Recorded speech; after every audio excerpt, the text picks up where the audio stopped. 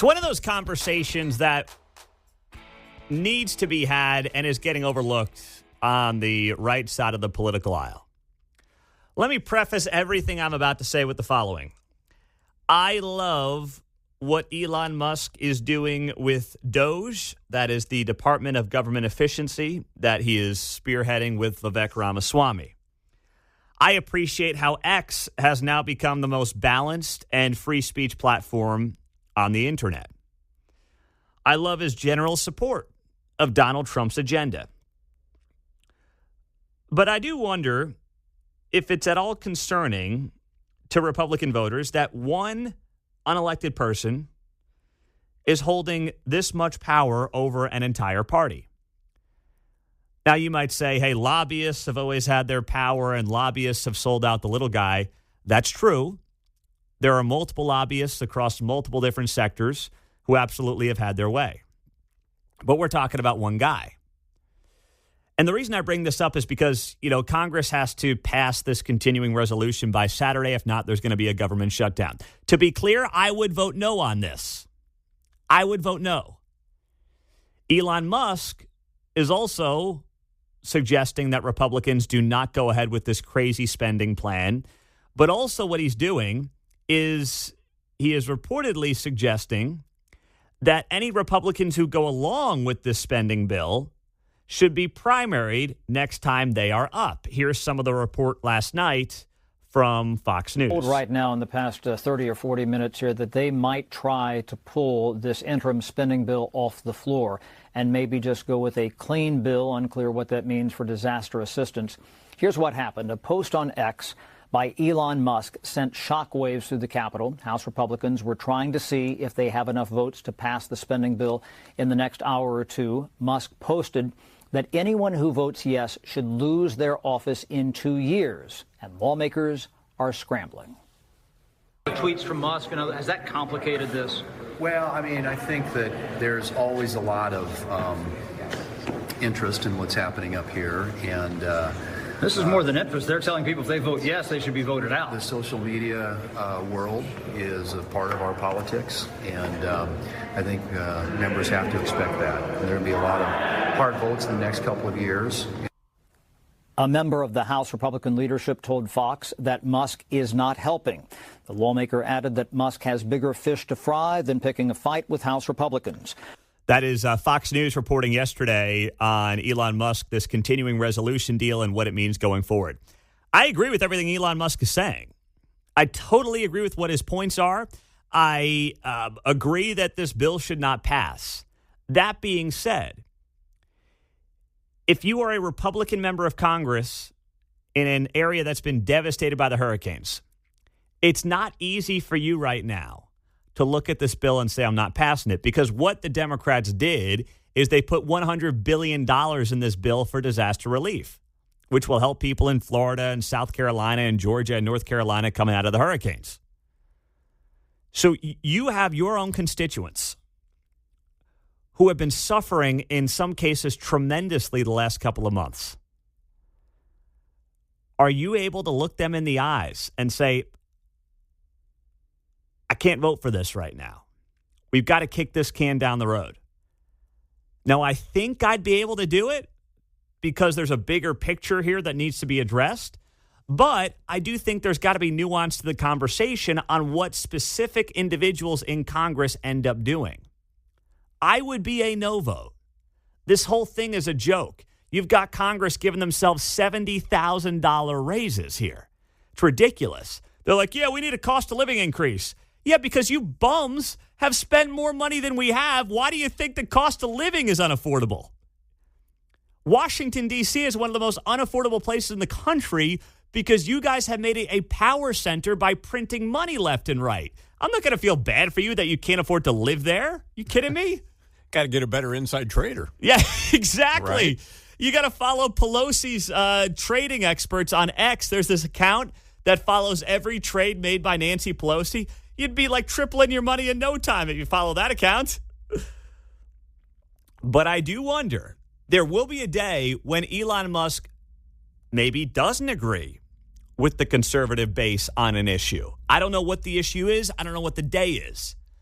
But then if Elon wants to, he could easily fund a PAC that could primary, let's say, some good conservatives over something that he doesn't like.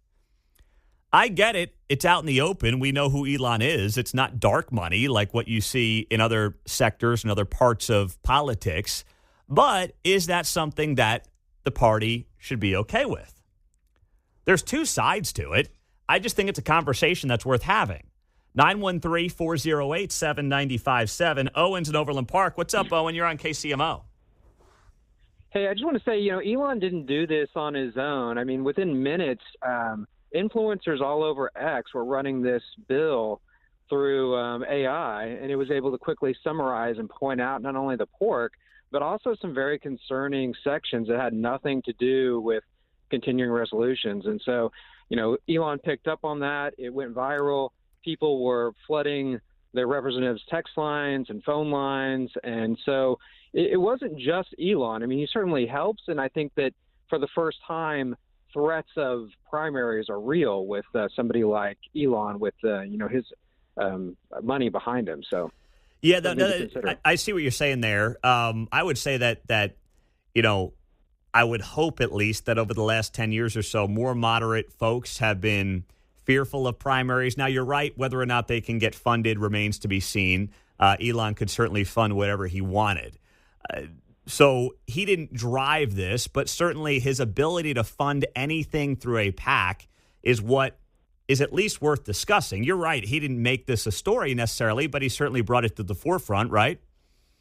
Oh, absolutely. I think that, without the reach of X and him freeing up free speech on X, this probably never would have happened. But you also have to say, AI played a big role in this because people were able to go through 1,500 pages within a few minutes and have AI summarize it. So that's a good point. I'm glad you made that, Owen. Very well done. Nice job. 913-408-7957. That's our studio line and text line. Let's go to Gladstone. Wes, what's happening? Yeah, well, to the last caller's point, now you know why Biden wanted to have the government own AI and to control AI. So you can't go through one of these 1,500-page bills and find out where all the pork is. As far as power in one elected guy's hands, okay, the left has George Soros, who's elected all of these prosecutors that are letting crooks run wild, okay? He hasn't done nearly what Elon has accomplished in his life. And what's Elon sticking to? Economics. He went into X, got rid of 80% of the staff, and now it's worth more than it was whenever he bought it. That's all. That's what he's doing here. And I'm glad to hear that he'll have PACs to go after these Republicans that are just up there to line their pockets. Well, here's the question I have for you, Wes, and you may not want to answer it. You may not have the answer. Is the entire PAC system broken to the point where it should be eliminated? Well, I thought you were going to ask me for my Social Security number there, man. But trust me, Wes, if there's someone I'm trying to pretend to be, it's not you, okay? Where's the rim shot on that one? So I can't give myself rim shots, but go ahead. The tax system should be done away with. That's all Congress does is trade tax breaks with each other. Get rid of it. Because either way, the reason I bring this up is what you've got then is, and I agree with you, like we've got our billionaire, right, and Elon Musk, who is tremendously more wealthy. He's worth $500 billion. Soros is worth $7 billion. I mean, Soros is chump change compared to Elon. So it's great it's great that we got him. My question is this: do we want to become? And I know we've been this way for a long time. I'm not naive, but is it part of a broader conversation on we're basically now a bunch of lemmings being controlled and trying to be persuaded by billionaires? No, because is Trump a billionaire? And we just voted for the guy. Well, but we voted for him, though. That's different. We voted for him. He ran for office, right? I think you have to trust Trump on this. Look what the guy has been through, and he's still on his feet. I agree. If Elon starts to go off the rails, he'll reel him back in, and he'll fire him if he has to. Yeah, but I'm not saying that he has to. I'm not saying he should. I think the relationship Right. is totally cool. Thank you, Wes. It's not about the micro. Elon's on the right side of this thing right now. I agree with him on this right now. It's not about the here and now. It's about, like, down the road, do we want to basically, because what it feels like is the left's going to respond to Elon by finding, and they've got plenty of billionaires, so I'm sure would happily fund whatever they want. Are we going to basically just be sitting here in between billionaires fighting through their super PACs? Paul, go ahead. You're on KCMO. Hey, Pete. Yeah, Elon Musk, he's very much of the soapbox, putting the free speech in the public square. He's also over in Great Britain. Great Britain is tilting far left on the public speech with his conscience laws and putting people in arrest for praying on the street. He's with Nigel Farage and the Reform Party. He does not want the Davos folks, the globalists, to take over free speech. That is his. And he's bread spot and on butter. with that. He's right about that. He is. Yeah, so that's one thing I respect from him. He wants you to be able to go to the middle of the street and say the king is not my guy. I don't believe in prime minister's policies without having to go to jail, and that's his big thing. So he's on there. Yep. Thank you, Wes. Thank you, Paul. I appreciate it, man. Sorry, that's quite an insult. 913-408-7957. It's great to be here on KCMO Talk Radio 95.7 FM. We're streaming, as always, on the KCMO Talk Radio app, taking you up until 10 o'clock. Kevin Keesman, uncanceled, is taking over then. So Congress is, if they pass this bill, will get themselves and give themselves a big pay raise. They're talking about I think members of the House make like $178,000, give or take. It's looking like that number could jump to about 240, if I'm seeing that right. So this is obviously just one of the many topics of conversation that is coming in the wake of this continuing resolution. Now, there's some, I don't want to call it misreporting, but obviously this stuff always gets very much in the weeds. So before I play the clip, here's what I'm also reading here that I want to make sure I share with you. The bill seeks to allow an automatic cost of living increase for congressional pay, which Congress has opted out of since 2009. But the Congressional Research Service said the raise would amount to 3.8% in 2025, not the 40% proposed number. It does require some legislative sleuthing to uncover that Congress has proposed a pay increase. Page 15 of the proposed continuing resolution includes a sentence to strike language from a previous Appropriations Act that had blocked an automatic pay increase from taking effect. But as the Congressional Research Service explains, Congress for years have blocked those automatic pay increases from taking effect. The pay for rank-and-file members of Congress has been frozen at $174,000 since 2009. If members of Congress had received every adjustment prescribed since 92 regarding percentage base pay increase for employees remained unchanged, the 2024 salary would be $244,000. Had the automatic cost of living adjustments taken effect since June of 2009, pay would now be $218,000. Either way, they're talking about giving themselves raises without getting too far into the weeds. Is that worth it? Well, this is how it got reported yesterday. CNN had one of its reporters grilling Dick Durbin, senator from the state of Illinois. And here's how that went down. Members are giving themselves a pay raise. Do you guys deserve a pay raise? Well, that's news to me. It's good news. You know, what has it been, 10 years or 14 years and no COLA, no change at all? I think it's about time something's done. You support giving yourselves a pay raise? How would I not know about a pay raise? But I mean, people look at the performance of Congress and say, why should we give them more money? What about the media? Think about that for a second. And we're not paid by public money. I know you're not, but I mean, half of your listeners are not there anymore. You're still getting the same paycheck? What's going on? Oh, man. Woo! Smoked them. Dick Durbin looks at this CNN reporter and says, half your audience gone. You still making the same money? Now, I'm sure the answer's no in some cases for some of those big-time anchors who are pulling in, 20, 25 mil a year. But his point is well taken, at least on that front. Doesn't change the fact that Congress has no business getting pay raises right now. The $174,000, to put it into perspective, is more than 90% of the population.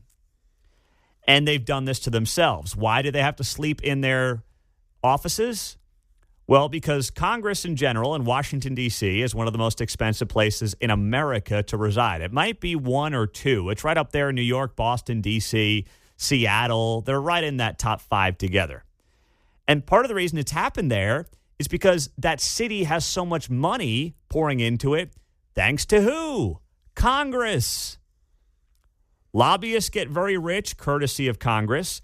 The government employees do very well for themselves. It's this snowball effect that's resulted in that city in particular being one of the most expensive places to live in America, John. We're talking about their pay, but it's also the bennies there. They're helping themselves to some insurance, aren't they? Yes, there is insurance as well. Yeah. Yes, increasing federal benefits. Mighty generous of them. Yes, it must be nice, right? As our insurance continues to go up, thanks to the genius that was Obamacare, which has just skyrocketed rates over the last 15 years, their federal benefits will be taken care of. But it makes sense because they're all so damn old. They keep breaking hips and bones, and McConnell's tripping over the curb, and Pelosi's blowing out a back. I mean, they're a mess, these people. Well, it's good enough for the peasants. They need to make sure that they're taken care of in perpetuity. Yeah, that's right. No one's paying our insurance bills and our benefits, but, take care of them. That's how it seems to go. You had Josh Hawley last night on Sean Hannity's show talking about this 1,500-page continuing resolution, and he said this. You're right. It is 1,500 pages of pork barrel spending, and worse than that, it's all the woke garbage. It's the censorship boards. They're getting funded in this. There's hundreds of millions of dollars for a recycling access center in this bill. I mean, it is a total offense, and you pointed out, there's also the pay raise for members of Congress. There's the Obamacare carve-out for members of Congress. Here's the thing that really gets me. Republicans negotiated this. The Speaker of the House negotiated this bill. It is a total travesty. This has got to change, Sean. I mean, we cannot go on like this. And I hope that Republican leadership gets the message here, the message of this election, which is that people want change. They don't want this garbage. I'm a hard no on this thing. It is a joke. It is a travesty. And they need to go back to square one. That was Josh Hawley yesterday. Now, it is easy to say that as a U.S. Senator because Democrats have the Senate, so they don't need Josh Hawley's vote. I'm not saying he would feel differently if he was in the House, but it's easy to be in the Senate right now as a Republican and say you're not voting for it. No one ever expected you to. The House is obviously where the rubber meets the road because what happened here is Chuck Schumer basically tried to get one last big burst of spending into the system before Trump comes in. And the question is, will Republicans be willing to shut down the government on Saturday to make a point? I believe they should. I don't think it should be all that controversial. Come back in January, let the government be shut down for a couple of weeks. No one wants to hear about, and there's always this debate, too, as to whether or not federal employees actually end up getting paid during these government shutdowns. But I'm telling you right now, Main Street's not here for the sympathy. It's not. There's $3 billion in this thing for a new potential NFL stadium for the Redskins. Sorry, the Commanders. They've got $3 billion in here for an NFL stadium. I mean, maybe Clark Hunt should make a call. Might as well take it off the backs of the Jackson County taxpayer. Just jam it into the pork bill that you've already got there in D.C. Might as well give it a shot. They're building NFL stadiums with all this money. Why not do it? Just keep it rolling, baby. What a joke. What an absolute joke.